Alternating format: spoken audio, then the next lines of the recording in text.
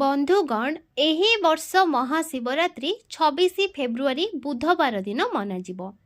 समस्ते भगवान भोलेनाथ को खुशी करने को चाहिए। समस्त इच्छा थाए कि एही दिन भगवान शिव को पूजा करी निजर मनस्कामना पूरण करने। किंतु बेले बेले आपण एमिति किछि भूल करि देइथांती कि जहा फल शिव क्रोधित हो जाती। भोलेनाथ भोला अटंती किंतु तांको क्रोध अत्यंत विनाशकारी अटे।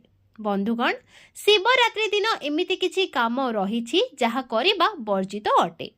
जदि भगवान शिवंक कृपा आपणक उपरे थाए तो काल भी आपणकर किछि करि परिबो नाही, कारण भगवान शिव महाकाल अटंती। बंधुगण शिवरात्रि दिन कौन खाइबा उचित आ कौन नुहे? शिवरात्रि दिन पियाज रसुण खाइबा उचित कि नुहे? एही दिन लुण खाइबे कि नाही? आ केउ भूल करिबा उचित नुहे? पति पत्नी काहेकि दूरता रखिबा उचित अटे एवं केउ रंगर कपड़ा पिंधिबा उचित नुहे, से सब विषय आसंतु जानिबा एही वीडियो रे। ता पूर्वरु बंधुगण वीडियोटी को गोटे लाइक करी कमेंट बॉक्स रे जय महादेव अवश्य लिखंतु। बंधुगण शिवरात्रि कोनोसी साधारण दिन नुहे। एही दिन को भक्त माने अपेक्षा करी रही थांती। महाशिवरात्रि एते पवित्र अटे कि जहा आपण कल्पना मध्य करि परिबे नाही। शिवरात्रि को भारत सहित विदेश रे मध्य पालन करिथांती। जो भी व्यक्ति महाशिवरात्रि व्रत करिथाए सेही व्यक्ति भगवान शिवंकर अधिक प्रिय होइथाए। एबे आसंतु जानिबा महाशिवरात्रि व्रत रे कौन खाइबा उचित अटे आ कौन खाइबा उचित नुहे। बंधुगण जदि आपण महाशिवरात्रि व्रत रखुछंती ताहले निर्जला व्रत रखि परिबे, एहा बहुत भल अटे। किंतु जदि आपण निर्जला व्रत रखि पारु नाहंती ताहले आपण एही दिन सात्विक भोजन करंतु। किंतु एही दिन आपण साधारण लुण नुहे सांधा लुण पकाई खाद्य बनाई परिबे। किंतु जदि आपण फल खाइबा को संकल्प नेइछंती तो लुण भूल रे भी खांतु नाही। आपण केवल फल खांतु, बाहर जूस पीबे नाही, सेथिरे लुण पड़ी थाए। एही दिन साधारण लुण पके पिजुली भितरे रखी भूल रे भी खांतु नाही। आपण सांधा लुण लगाई खाई परिबे। महाशिवरात्रि दिन चाहा पी परिबे किंतु चाहारे लुण पकाइबे नाही। शिवरात्रि दिन क्षीर पीबा उचित नुहे, एथिरे भगवान शिव क्रोधित हो जाती। एही दिन हलदी पकाई क्षीर पीले अभिशाप मिली थाए। छोट पिला पी परिबे किंतु बड़ माने एही दिन क्षीर पियंतु नाही। एही दिन आपण खीरी एवं परोठा बा घियो परोठा खाई परिबे। आपण चाहिले सांधा लुण रे बनिथिबा आलू डिश भी खाई परिबे। आपण पुरुणा अटा खांतु नाही, कारण पुरुणा अटा रे पोको होई जाए। एहा खाइबा द्वारा आपनक व्रत खंडन होई पारे। महाशिवरात्रि व्रत करुथिबा व्यक्ति अटा बेसन मैदा छतुआर सेवन करंतु नाही। एहा छड़ा अन्य व्यक्ति माने मांस मद रसुण पियाज इत्यादि खाइबा उचित नुहे।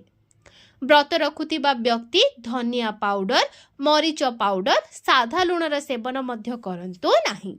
पालक मेथी पत्र कोबी एवं साग भूल रे भी खांतु नाही। एहा खाइबा अधा विष सहित समान अटे। एथिरे कीड़ा साप बिछा रही थांती। और जो व्यक्ति एही दिन बाइगण खाई थाए सेही व्यक्ति को घोर पाप लगी थाए।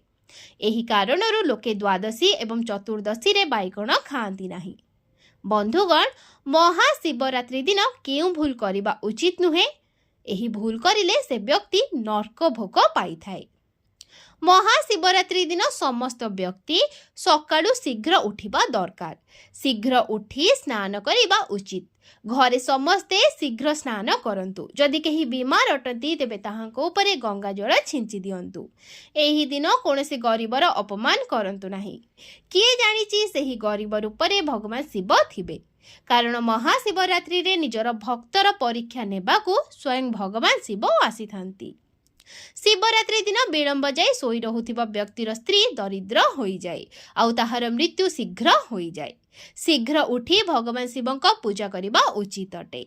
एही दिन आपण चाहिले व्रत अवश्य करंतु। एमिति करिले माता लक्ष्मी का वास आपणक घरे होई थाए। महाशिवरात्रि दिन पति पत्नी सहवास करिबा उचित नुहे। जदि आपण व्रत रखिछंती किंबा आपणक पत्नी व्रत रखिछंती तो आपण दूर बनाई रखंतु, कारण एही समय भगवान शिवंक शरण रे थाए एमिति व्यक्ति जे मन आ शरीर रो सफा थिबो। ଏହି ଦିନ କଳା ରଙ୍ଗର ବସ୍ତ୍ର ପିନ୍ଧି ଶିବ ମନ୍ଦିର ଯାଆନ୍ତୁ ନାହିଁ। ଏହି ଦିନ ପୁରା ପରିବାର ପିଆଜ ରସୁଣ ଖାଆନ୍ତୁ ନାହିଁ। ଘର ସଫା କରି ରଖନ୍ତୁ। ଅପରିଷ୍କାର କରି ରଖିଲେ ପ୍ରକୃତି ନାରାଜ ଅସନ୍ତୁଷ୍ଟ ହୋଇଥାଏ। ଏହି ଦିନ କୌଣସି ବ୍ୟକ୍ତିକୁ ବି ଗାଳିଗୁଲଜ କରନ୍ତୁ ନାହିଁ। ପତ୍ନୀକୁ ଅପଶବ୍ଦ କୁହନ୍ତୁ ନାହିଁ। ପତ୍ନୀକୁ ଅପଶବ୍ଦ କହିଲେ ଭଗବାନ ଶିବଙ୍କ ଅଭିଶାପ ମିଳିଥାଏ। ମହାଶିବରାତ୍ରି ଦିନ ଚୁଟି ଦାଢ଼ି ନଖ ଆଦି କାଟନ୍ତୁ ନାହିଁ। ଏହି ଦିନ ତେଲ ଲଗାଇବା ଉଚିତ ନୁହେଁ। ମାତା ପିତାଙ୍କ ସମ୍ମାନ କରନ୍ତୁ, କାରଣ ମାତା ପାର୍ବତୀ ଏବଂ ପିତା ଶିବଙ୍କୁ ମାନାଯାଏ। କାରଣ ମାତା ଏବଂ ପିତାଙ୍କ ବାସ ଭଗବାନ ଶିବ ଏବଂ ପାର୍ବତୀରେ କରିଥାନ୍ତି। ମାତା ପିତାଙ୍କ ଆଧାର କରିଲେ ଭଗବାନ ଶିବ ଆପଣଙ୍କ ଉପରେ ପ୍ରସନ୍ନ ହୋଇଥାନ୍ତି। ମହାଶିବରାତ୍ରି ଦିନ ଦେବୀ ଦେବତାଙ୍କ ସହ ଜଡ଼ିତ ଥିବା ଜିନିଷ କେବେ କାହାକୁ ଦିଅନ୍ତୁ ନାହିଁ, ନଚେତ୍ ଭଗବାନ ଶିବ ଆପଣଙ୍କ ଘରୁ ସବୁଦିନ ପାଇଁ ଚାଲିଯିବେ। ବନ୍ଧୁଗଣ, ଏବେ ଚାଲନ୍ତୁ ଜାଣିବା ମହାଶିବରାତ୍ରି ଦିନ ଶିବଲିଙ୍ଗ ଉପରେ କେଉଁ ଜିନିଷ ଚଢ଼ାଇବା ଉଚିତ ନୁହେଁ। ଭଗବାନ ଶିବଙ୍କୁ କେବେ ବି ତୁଳସୀ, ହଳଦୀ, ସିନ୍ଦୁର ଏହି ଜିନିଷ ଚଢ଼ାନ୍ତୁ ନାହିଁ। ପୌରାଣିକ କଥା ଅନୁସାରେ କେତକୀ ଫୁଲ ବ୍ରହ୍ମାଙ୍କ ମଥାରେ ଦେଇଥିଲେ। ଏଥିରେ ଭଗବାନ ଶିବ ରାଗି କେତକୀ ଫୁଲକୁ ଅଭିଶାପ ଦେଇଥିଲେ। ଏହି କାରଣରୁ କେତକୀ ଫୁଲ ଶିବଲିଙ୍ଗରେ ଚଢ଼ାଯାଏ ନାହିଁ ଏବଂ ନଡ଼ିଆ ପାଣି ବି ଶିବଲିଙ୍ଗରେ କେବେ ବି ଆପଣ ଚଢ଼ାନ୍ତୁ ନାହିଁ। ଶଙ୍ଖରେ ଜଳ ବି ଭଗବାନ ଶିବଙ୍କୁ ଅର୍ପଣ କରନ୍ତୁ ନାହିଁ। ଶାସ୍ତ୍ର ଅନୁସାରେ ସକାଳ 5ଟାରୁ ସକାଳ 11ଟା ଯାଏ ଶିବଲିଙ୍ଗରେ ଜଳ ଚଢ଼ାଇବା ବହୁତ ଶୁଭ ହୋଇଥାଏ। କେବେ ବି ସନ୍ଧ୍ୟାରେ ଶିବଲିଙ୍ଗରେ ଜଳ ଚଢ଼ାନ୍ତୁ ନାହିଁ। ଶାସ୍ତ୍ର ଅନୁସାରେ ମହାଶିବରାତ୍ରି ଦିନ କଳା ମରିଚ ଚଢ଼ାଇଲେ ରୋଗର ନାଶ ହୋଇଥାଏ। ଏହା ସହିତ ସମୃଦ୍ଧି ପ୍ରାପ୍ତି ହୋଇଥାଏ। ଘରେ କେବେ ବି ଆଙ୍ଗୁଠି ଠାରୁ ବଡ଼ ଶିବଲିଙ୍ଗ ରଖନ୍ତୁ ନାହିଁ ଆଉ ଶିବଲିଙ୍ଗରେ ଜଳଧାରା ଅବଶ୍ୟ ରହିବା ଦରକାର। ମହାଶିବରାତ୍ରି ଦିନ ମହାଦେବଙ୍କୁ କଟା ଫଟା ବେଲପତ୍ର ଶିବଲିଙ୍ଗରେ ଅର୍ପଣ କରନ୍ତୁ ନାହିଁ। ବେଲପତ୍ର ସଂଖ୍ୟା 3 ହେବା ଉଚିତ। କଟା ଫଟା ବେଲପତ୍ର ଅର୍ପଣ କରିଲେ ଆପଣଙ୍କୁ ଫଳ ବି ଏହି ପ୍ରକାରରେ ମିଳିଥାଏ। ଭଗବାନ ଶିବଙ୍କୁ ଶୁଦ୍ଧ କ୍ଷୀର ଅର୍ପଣ କରନ୍ତୁ।